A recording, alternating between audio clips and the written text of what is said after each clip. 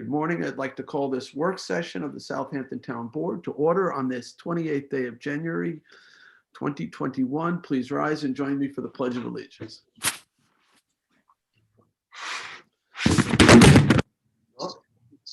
I pledge allegiance Allegiance to the flag of the United of the States United States of America and to the and republic to the republic for which it stands, one nation, under God, indivisible, with liberty and justice for all.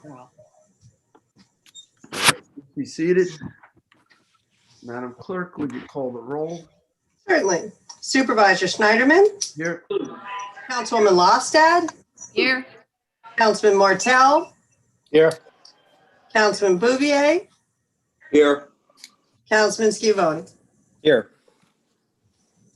All right, we have everybody with us. All right, so we are going to start today's work session with updates, and let's see what I have for updates. I know that the clerk meeting, not the clerk meeting, but the listening session is coming up. So we have, that's going to be February 2nd. This is the Community Law Enforcement Review Committee. And at 6 p.m., we'll be listening to the public. Councilman Scivone is part of this. This was the governor's mandate in the wake of some of the incidents, including the death of George Floyd out in Minneapolis. The governor asks all law enforcement agencies to conduct an internal review with the community of their practices, and we have been at this for literally months now, and we're just trying to solicit as much public input as possible before we put together our recommendations. And we've held 2 online surveys, and this will be our second Zoom type of town hall meeting. It is February 2nd, 6 p.m. There are instructions online as to how to register.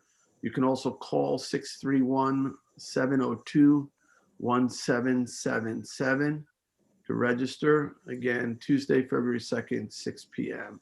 And then we'll finalize our recommendations. We'll bring them before the town board. We'll have additional public meetings or hearings, and we're required to get this to the governor by April 1st. So we're working hard on it. Christine Scalera, Deputy Town Attorney, has been playing a leadership role in working with the committee and, compiling the report.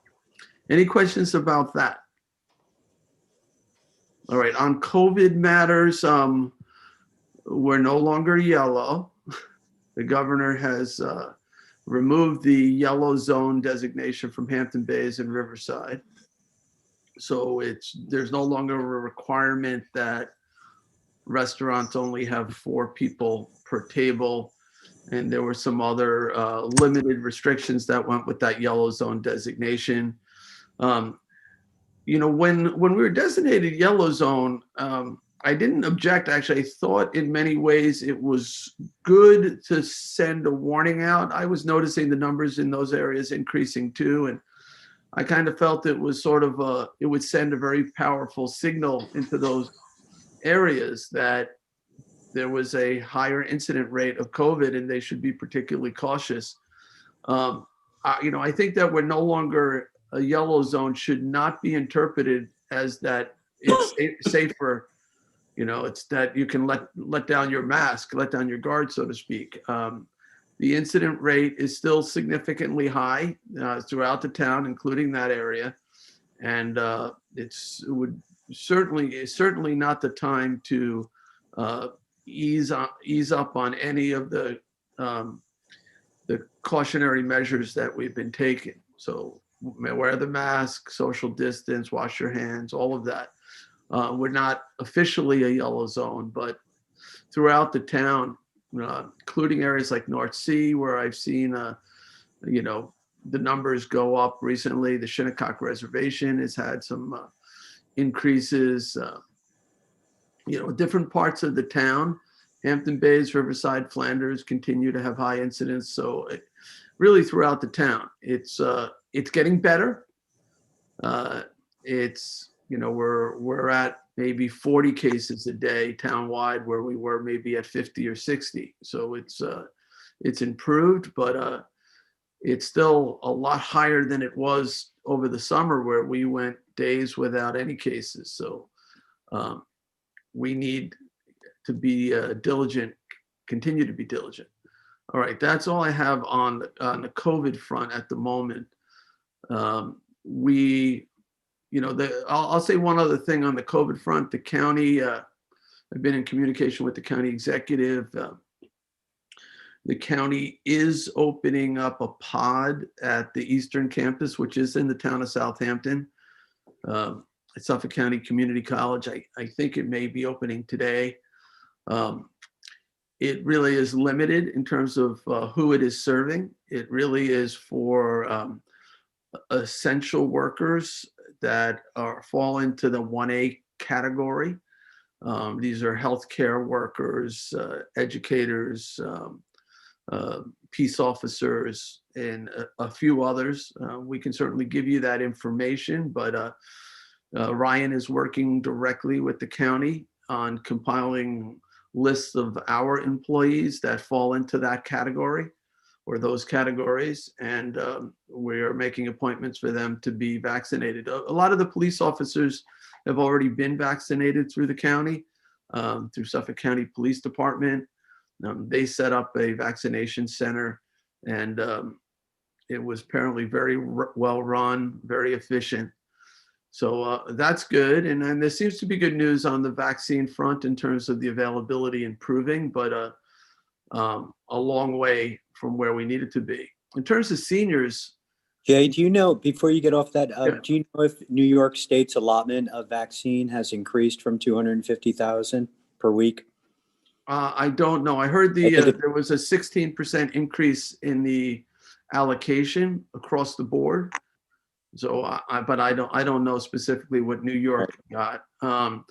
In terms of seniors, there is a rollout for seniors. I think over 75, and those people with certain pre-existing conditions, that I think is going to happen through local pharmacies. That is being geared up. CVS's and Rite Aids. There are still, appointments that people are trying to make at places like Jones Beach.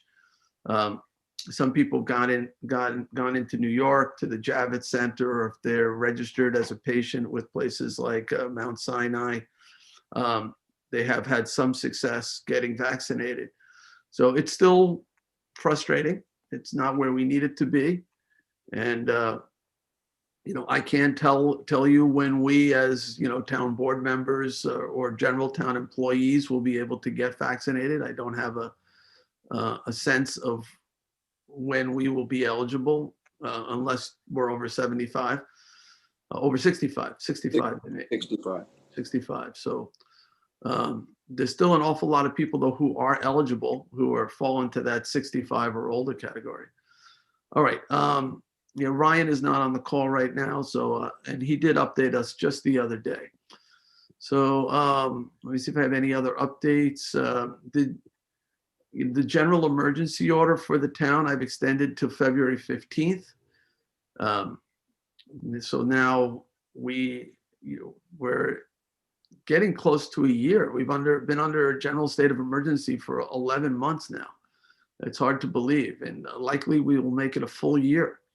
And more.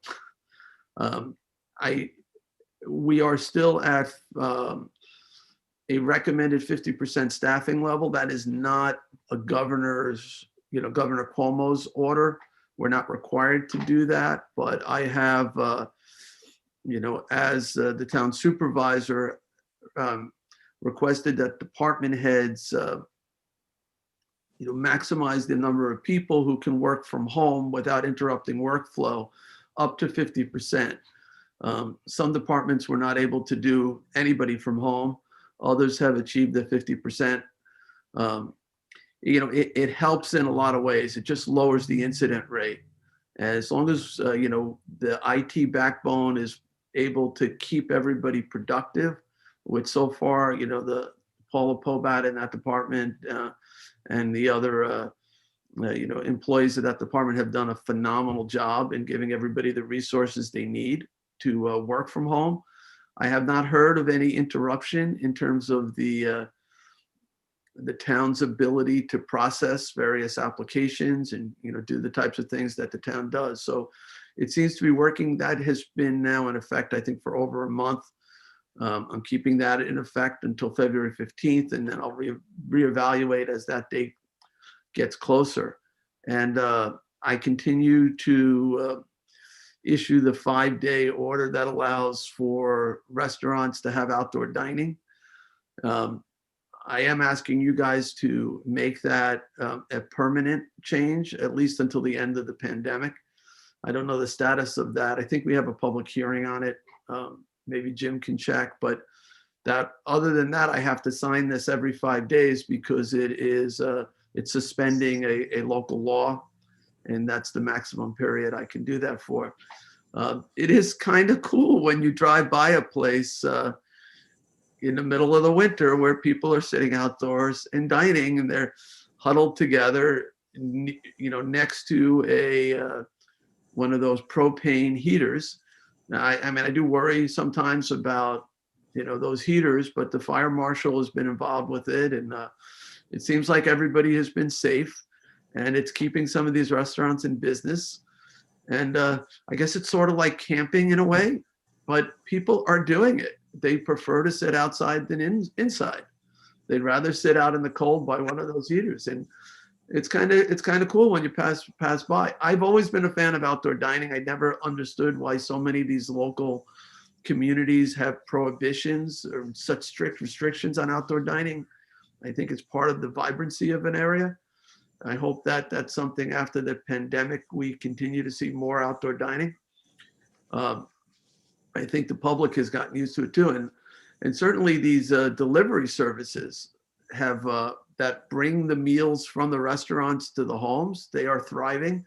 A lot of people are, rather than going out to dinner, they're ordering that dinner and having it delivered.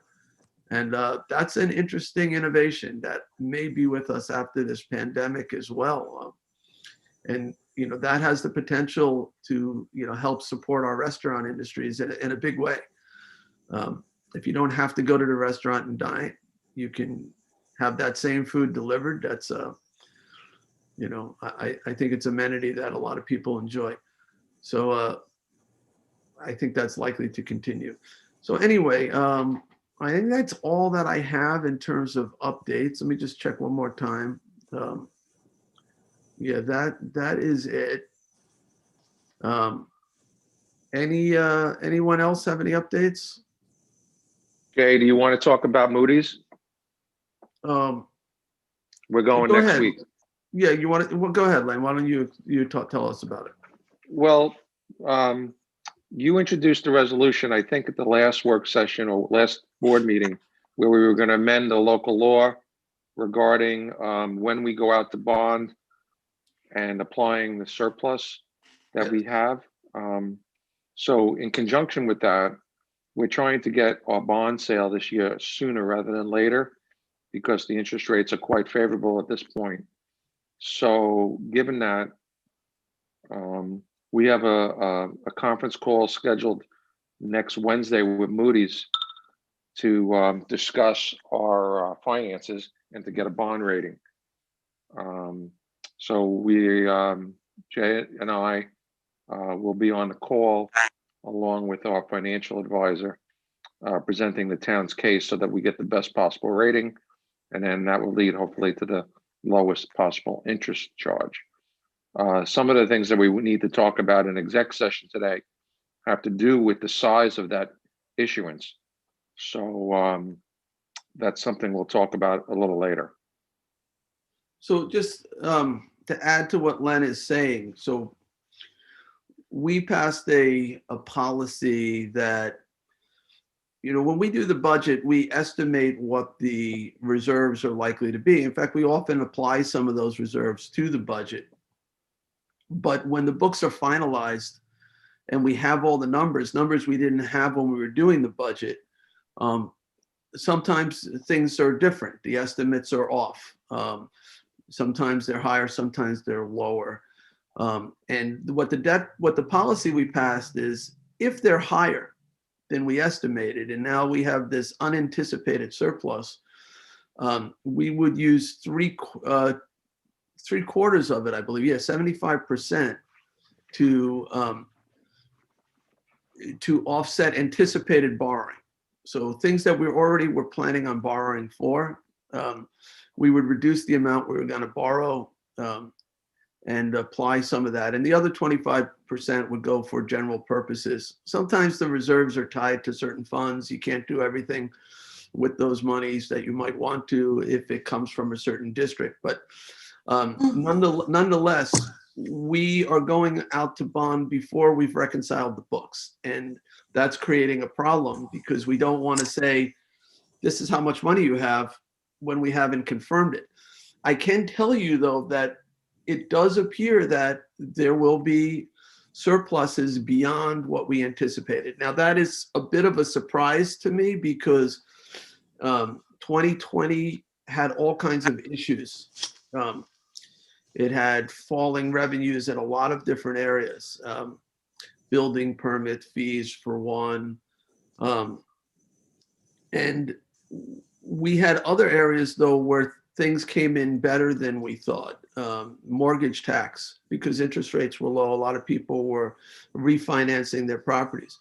So we will have money to apply, a significant amount of money. It will, though, come under the, we don't know what to do because of the current debt policy. It doesn't really speak to this. So this clarification will allow us to apply it to the next borrowing, which we do anticipate being in 2021, right, Len? Later this year? Well, yeah, that's subject to conversations that we're going to have today. Okay, so I mean, there might be enough money to avert any new additional borrowing.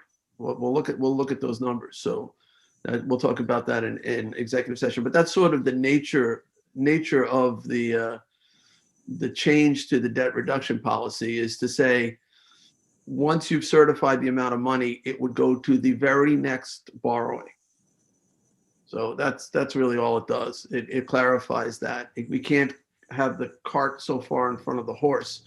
And this year, because of the low interest rates, Len is saying, let's go out now and not wait. You know, a tiny change in interest rate on a large borrowing could be hundreds of thousands of dollars in terms of additional carrying costs. So I agree with Len. Anybody have any questions on that?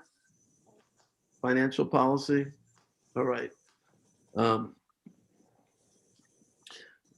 We in the 2021 budget, a couple things happened that were challenging for us. One is the pension costs, the part that the town has to pay, have gone up substantially, and only because the state controller evaluated the portfolio on the end of March of 2020. It was at sort of an absolute low point. It's up substantially from that, but we're locked in. So our budget had to reflect an additional roughly $600,000 in expenditures. That one of the reasons why we had a slight increase in the tax rate. We're hoping that changes next year. A change we didn't cook into the budget or put into the budget was that the county executive, in his budget, which came after our budget, withheld $1.5 million in aid to our police department. So I talked to the county executive this week about that. He assured me that he believes that the federal package is coming, and this is the relief package, a COVID relief package. He said that he will immediately restore our funding, immediately. And he said if it doesn't materialize, he would work with us to make sure that we're made whole in every way he can. So I'm hoping that that's not going to be an actual hole in our budget.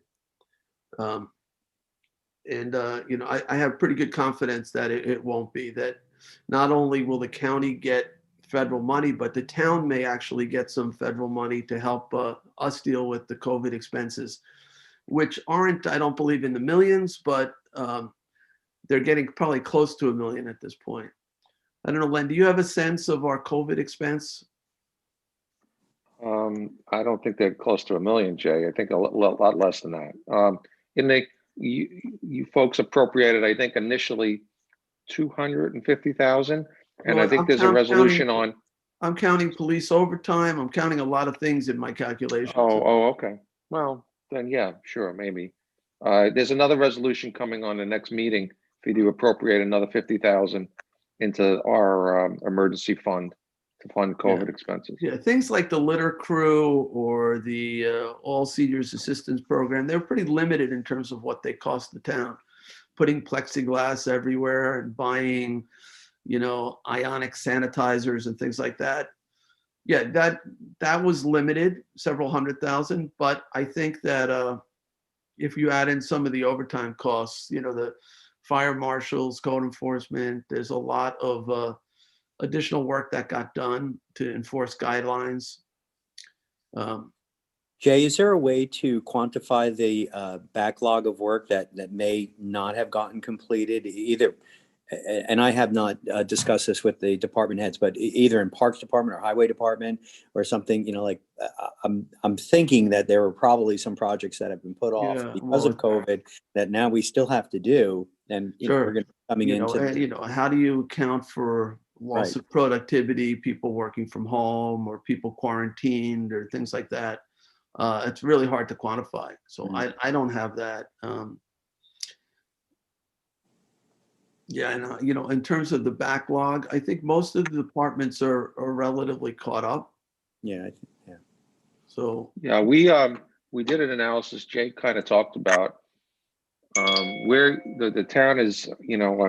I can't come public with the numbers, but it's kind of like, because I'm an inside guy, but the numbers that I'm looking at are extremely in our favor. We've made a lot of decisions. Jay and I, on a regular basis, make financial decisions that affect the town every day.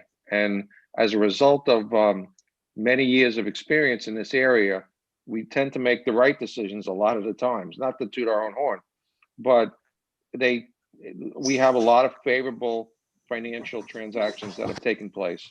So when we report in the next 60 days or so, I think you folks are going to be pleasantly surprised on how our numbers turned out. any other questions? I have a question, but not on this exact subject. Sure, go ahead, Julie. So concerning working with CVS's and Rite Aids to get vaccines out, is there any thought to work with some of the local pharmacies, the non-chain pharmacies that people use, or is it only working with the chains? I wish Ryan were on the call because I don't have an answer to that, Julie. Jay, one of the calls, they have to apply to the state to get allocation. So there's a process for the pharmacies to apply. The chains have applied as a group, but individuals can still apply, but they have to go through the process of certifying with the state. Okay, thank you. Yeah, and I'll just add that that's for people 75 and older, Julie.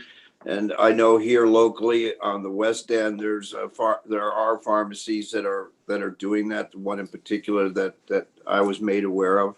So as Len said, the process of applying, as I was told, was fairly good, fairly convenient for them. So, but as far as the overall total, I don't know what that would be, but I know at least of one or two pharmacies locally that are doing that. Yeah, I know there's some people here in Hampton Bays that prefer one pharmacy over another. Maybe they wouldn't for a COVID vaccine, but some people feel more comfortable going to the same place they've gone forever. So I just would like to get that out to other maybe non-chain, get the information out to non-chain pharmacies as well. So thank you. I'll check with Ryan too.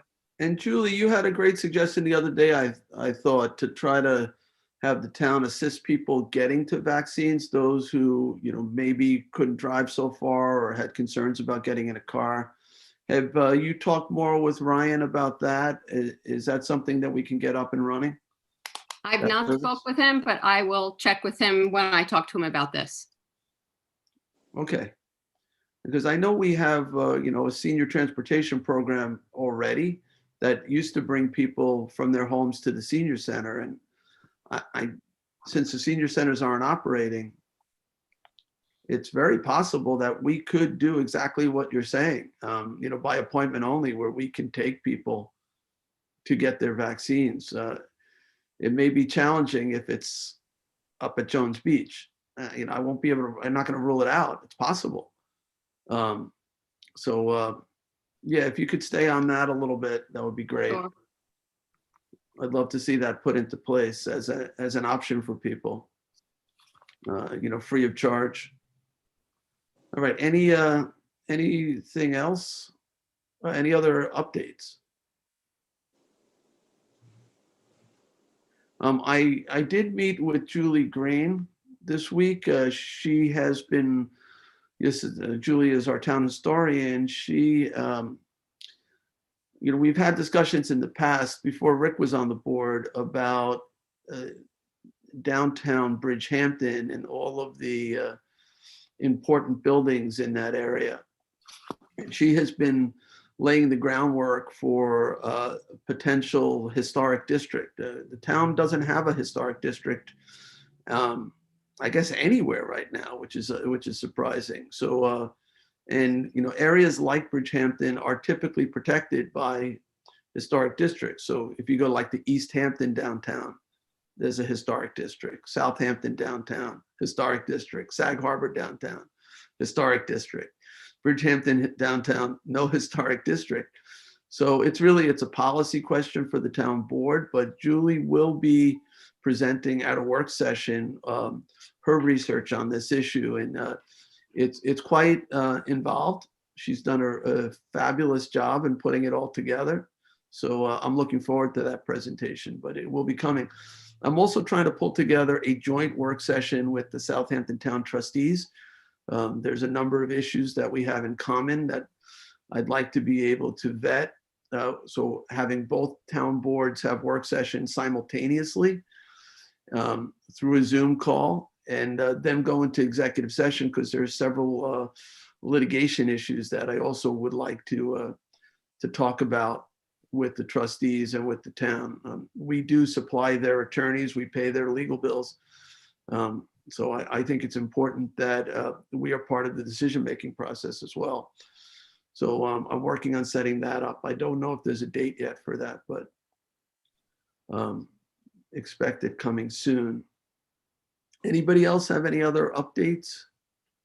I know there's so many different things we're working on. Yes, something that I've been working on with the Youth Bureau, in our attempts and to make life as, I guess, normal as possible, right? Even with the pandemic. Through the Youth Bureau, we brought in a program called Youth in Government with the YMCA. That is still happening. You may remember last year on March 10th, we had to cancel our conference in Albany, sadly, right? 800 kids around the state were disappointed, and we just had to pull the plug on it because of the pandemic. But we are still meeting with Zoom, and we have a couple of groups, and they have developed laws. These are laws for a mock legislature. And I just want to let you know what they are, if I could have a moment. One bill, the first bill, it would require all municipalities in New York State to use a combination of beet juice along with salt to de-ice roads. Interesting idea.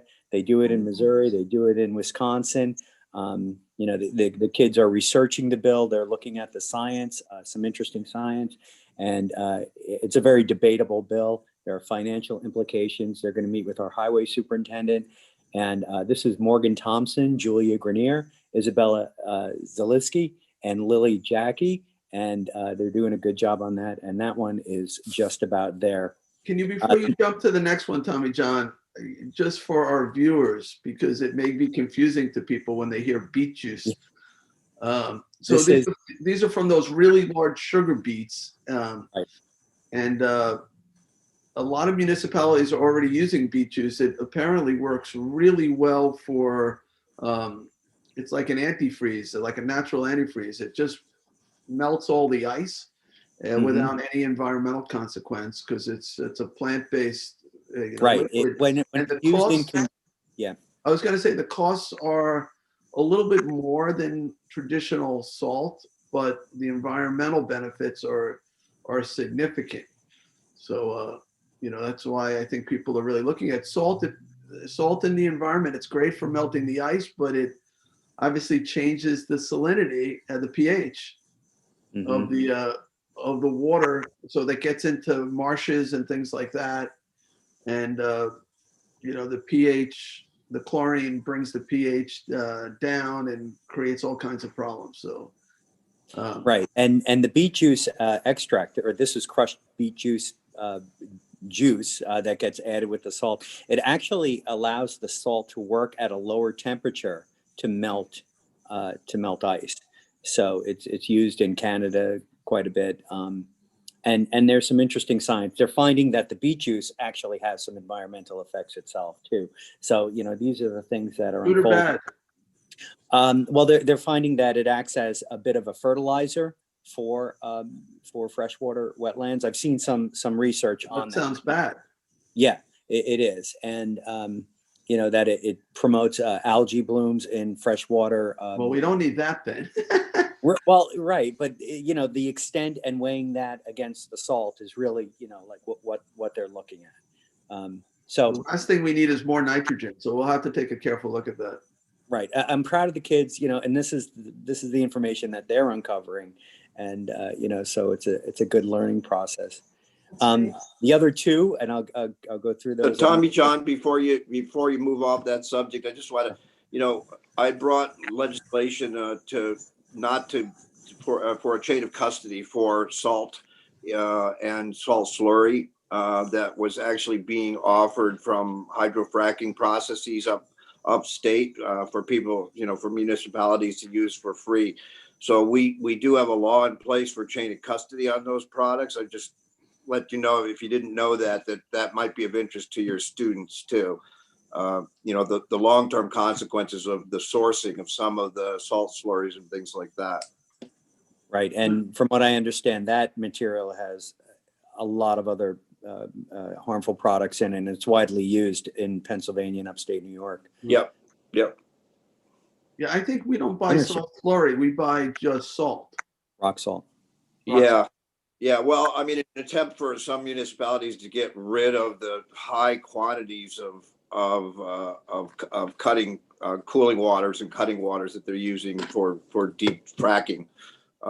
They would put that in because it's highly salted, and then they'd offer it for free to municipalities to use on their roads. And it does. It contains some source of radiation and some other stuff like that. So it's pretty bad stuff. So I was just pointing that out, that we have a law for chain of custody on those products, which I think is important. So whatever we put on our roads, that chain of custody has to be established before it's actually used as a legislative point of interest for your students. Yeah, and something else is that we find is that different municipalities, counties, towns, villages, they have their own recipe, if you will. Most of it being a combination of salt and sand, and the degree to which they use when is really up to their individual highway departments and ours as well. Yeah. The next bill is. Yep. Which is kind of interesting one, is to establish a recall in the state of New York for all public officials. This is James Daniels and Andrew Mastrol in West Hampton, and they're modeling it after what exists in Wisconsin and California. Kind of interesting there. And the last one is to create a half-year high school course on environmental sustainability and conservation. It would be a 0.5 of a credit, and it would be a requirement to graduate. That's Uma Comfort, Brian Ambrose, and Aiden Genender, and they're putting that bill forward. And one last thing on this, we're really proud. Aiden Genender this year was named as Commissioner of Education in the state system. So, all these things are good. It's fun, and it's giving young people a bit of an outlet. So, and I want to thank the Youth Bureau and particularly Nancy Lynett and Karen Matz for the work that they're doing with this. So it's a good thing and it's fun. Cool. It's great. Anyone else? Okay, I know. I received a notice from unemployment that my claim is ready to be processed. I'm not quite sure what's going on, but I just contacted personnel to see if this is something that's occurred with anyone else. I didn't realize. Me too. Did you get one too? Yeah, Human Resources told me I did. Yes. Okay. Really? They'll inform you of what's going on. Okay, a little concerned. Lots of fraud during COVID. Wow. Anything else? Other updates? How you feeling, Rick? Are you you want to update us on your health? Doing well. Therapy's going great. The staff here is wonderful. Have a review on Monday or Tuesday. I'm actually getting the vaccine today, I think, or tomorrow because I'm here. And hopefully I'll be out by mid to end of the week. If I don't get out by the Super Bowl, I will be calling an Uber and fighting my way out. So thank you for asking. So you're Zooming directly from the hospital? I am still in my bed. Wow. I am at West Hampton Care Center. West Hampton Care. Yeah, for physical therapy. Well, we all wish you the best for Thank speedy you. I recovery. appreciate it. Doing my best to hang in there with this. So just disregard the halo and the pillows. Thank You're you, an guys. angel, you know. Yeah. All right. Anyone else? I mean, there have been a number of different meetings. We had a meeting. Julie and I had a meeting with Jim yesterday, trying to resolve some of the issues, the contract issues with the animal shelter. Jim and I also had a meeting with the Shinnecock Nation rep on the land acquisition issues. So there's a lot of things in spite of COVID that are moving forward. We're just continuing our best to work through Zoom meetings and make sure that people's business is getting completed. I'm working with Lisa Combrink on a mailer for the Community Preservation Fund, which we hope to send out this spring, that will update people in terms of what we've been doing in terms of land acquisition, historic acquisition, farmland acquisition, groundwater protection. I think it's going to be very helpful to people. So, many things are going on at the moment. A lot of our historic buildings are being finished that were under construction. Tupper Boathouse is moving along. Nathaniel Rogers is pretty much done. The life-saving station is, pretty much, there's still some work to be done there. The one in Hampton Bays, Canoe Place Chapel is a little bit to go there, but a lot of positive things happening with historic buildings. So I am going to try to pull together the first meeting of the Windsor Heart Committee. We're changing the completion date target from June. Now we want to sort of break ground by June and complete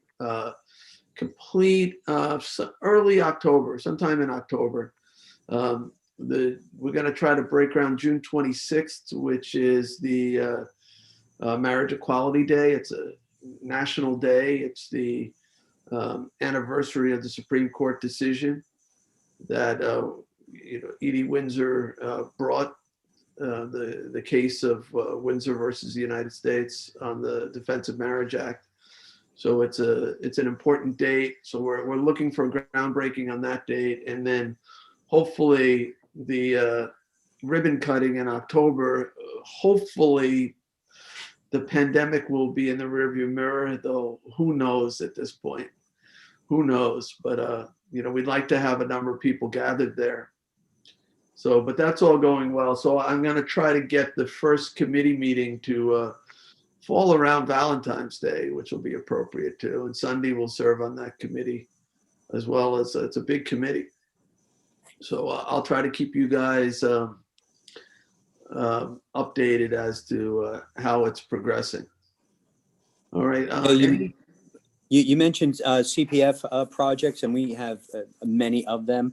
I was at the African American History Museum just this morning. I've been checking in regularly on the progress of that. Thank you for mentioning that.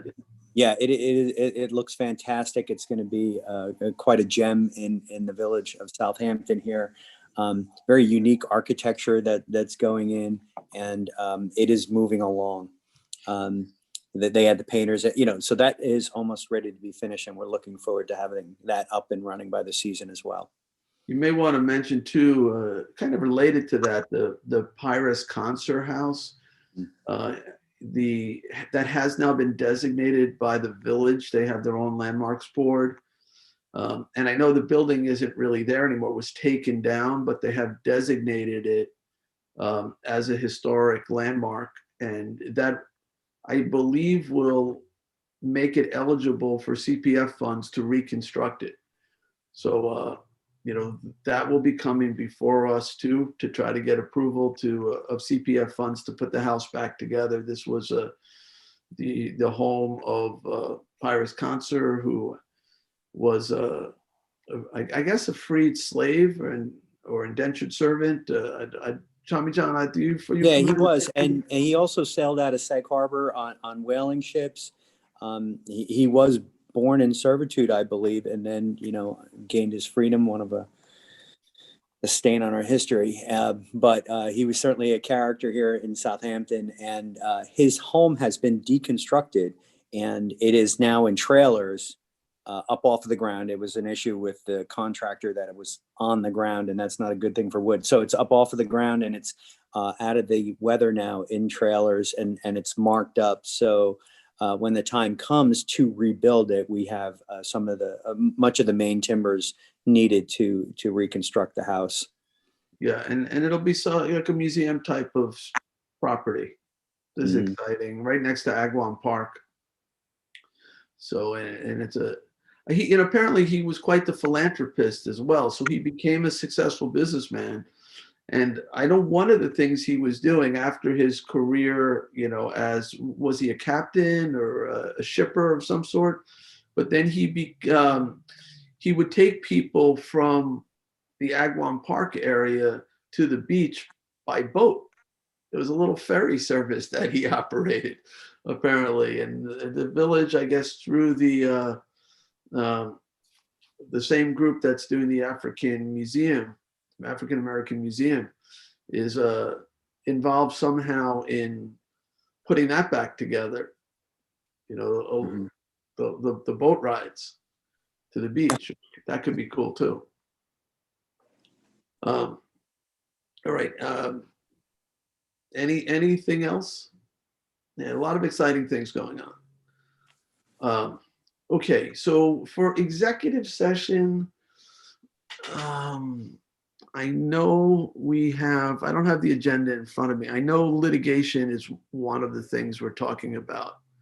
Acquisitions, personnel. Litigation, acquisitions, personnel, and Len, you had some financial something, right, that you wanted to talk about? So Jim, how do we describe that in terms of executive session? I think you've described plenty so far. No, it's Jay, it's tied into the contractual stuff. Oh, contracts. Okay. Yeah. All right. So let me make a motion to end our work session and go into executive session on litigation, contracts, personnel, and what was the other item? Acquisitions. Acquisitions. Yes. Acquisitions. All right. So I'll make that motion. Is there a second? Second.